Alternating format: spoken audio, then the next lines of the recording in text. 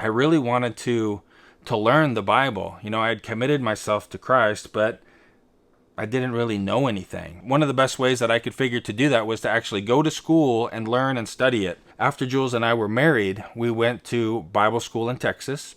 Through that process of studying, we just became more and more convicted that it wasn't just about learning information. It was actually about using that information, right? The parable of the talents. We had been given this very valuable thing, the gospel, and all of the biblical, Bible information that we had now. What are we going to do with that? There's something that needs to be done with it. We ended up going to Indonesia to do mission work.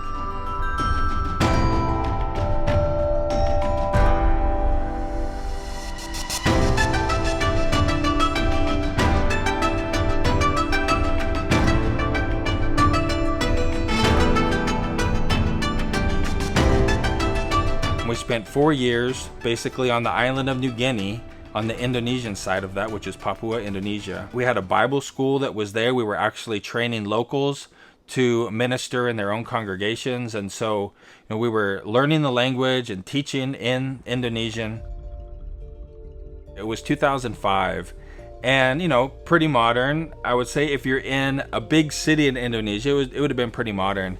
But we were actually working in a very small village on the north coast of the island of New Guinea. It was primitive. It took a lot of adjustment for me.